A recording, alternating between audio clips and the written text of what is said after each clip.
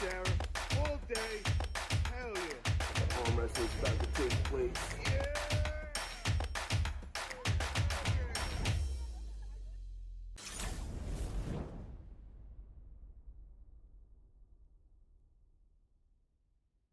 Yeah, so Leonard, I also want to bring up, there was always a question I had for you, and that pertains to the Travis Bagent beef. I know you guys had, some issues. You and Denise and were one side, and Travis was the other. And I've only got to hear Travis's side. I've heard it on the Gary Roberts show.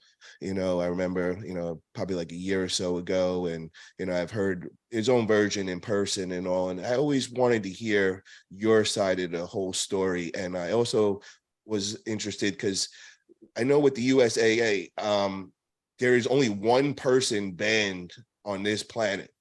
Am I correct saying that? And that person would be Travis Bagent from your guys' organization? That's correct. Okay, so that's where the lead up to this is. How did that all come about, bro? Like, where did we have that big fallout and all that? But first off, Denise honestly didn't have anything to do with this. And one of the things that distresses me is, like, if Travis has got a beef with me or we have an issue, he's more than welcome to talk to me personally. But he can't help but draw her into this. Like, she didn't have anything to do with this. I'll give you an example of why the whole thing kind of irritates me. Denise is at a WL event, and he cornered her there, screaming, yelling at her. Cobra had to pull him off of her because he was physically talking about how he was going to kick her ass. Like, ooh, that's a tough man there, right? But how did we get to that? Like, how did that all?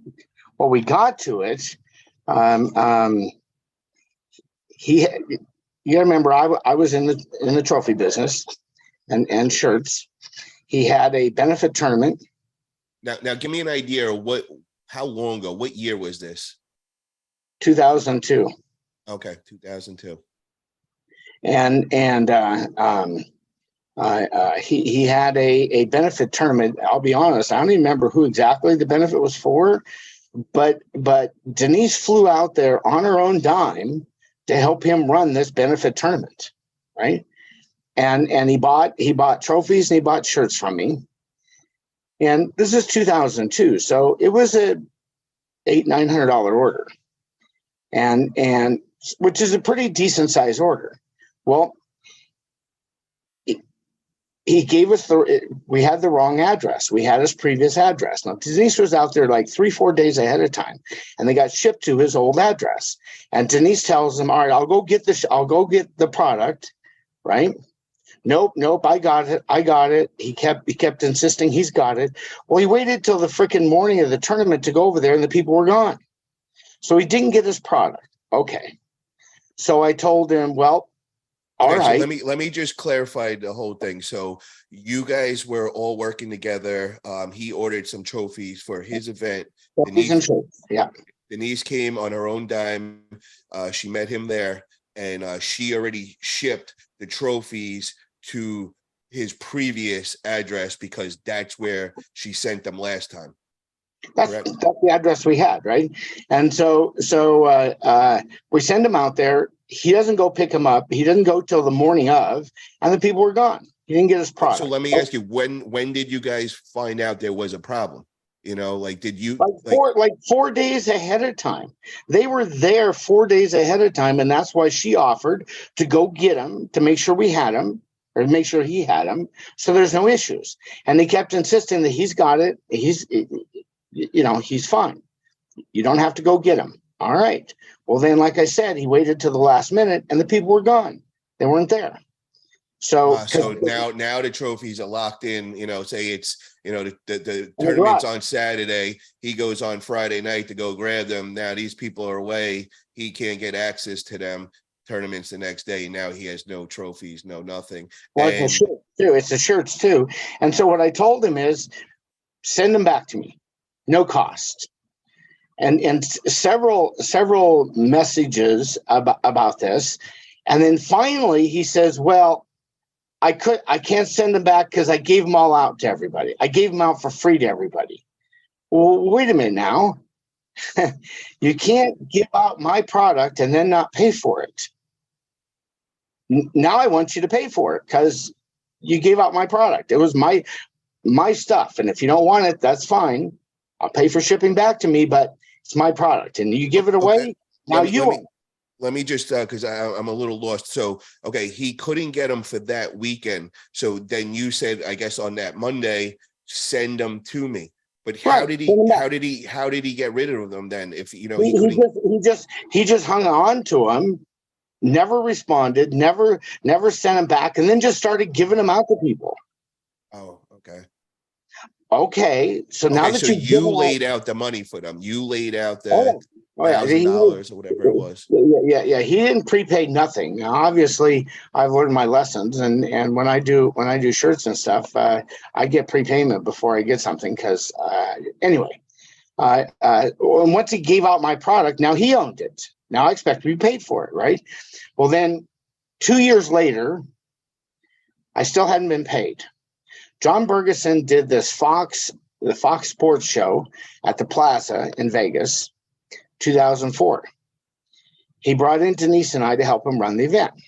Me head reffing, her doing brackets, and we were at registration. We were behind the desk doing registration. Travis comes up. He says, "Yeah, I know I owe you the money. How about if I win today, will you take half?" Well, it had already been 2 years.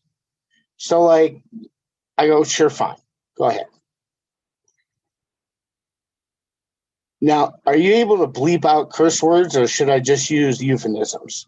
No, you could use the curse words. We're good. All right. So anyway, I agree. Fine. You know what I mean? Cut my losses. I'll get something, right?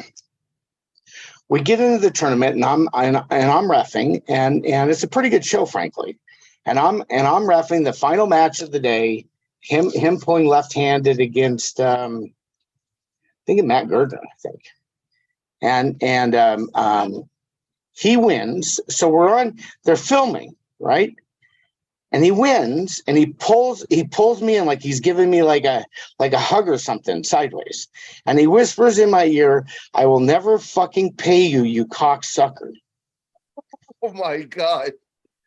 So oh my God. Now, I guarantee you may kick my ass, but you're not going to say something like that and not have something happen.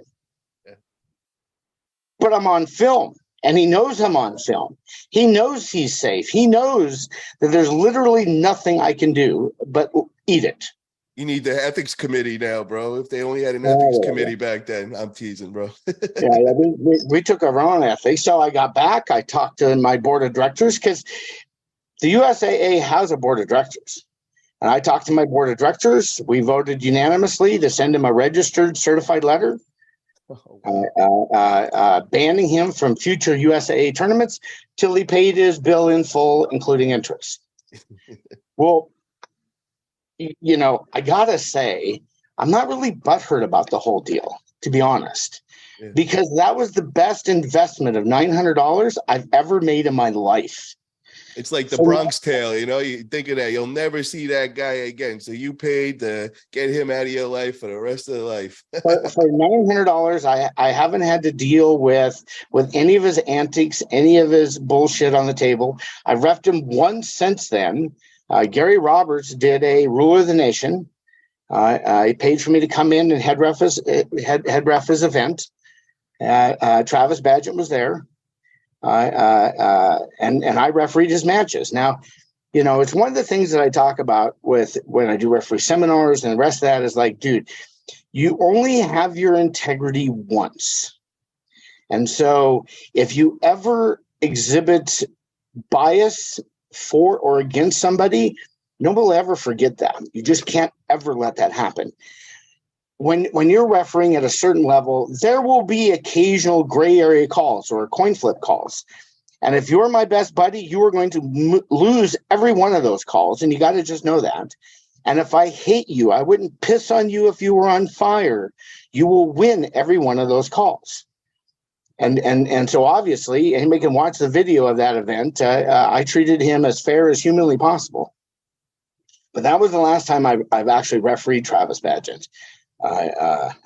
And, you know, give the devil his due. He had a period of time where his left really was superior than anybody in the U.S., frankly.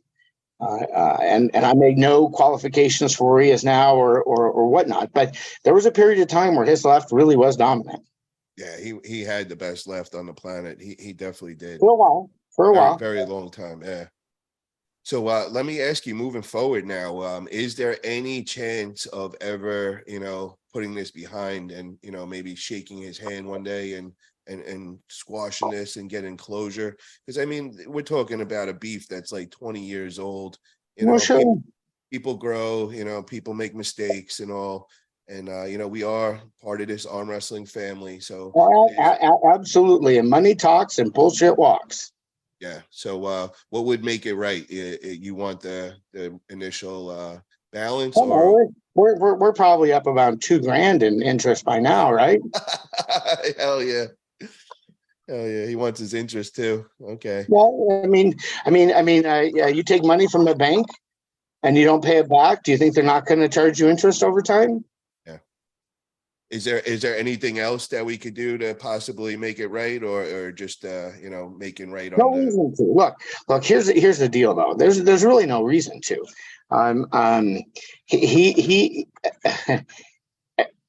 He's become irrelevant in our sport.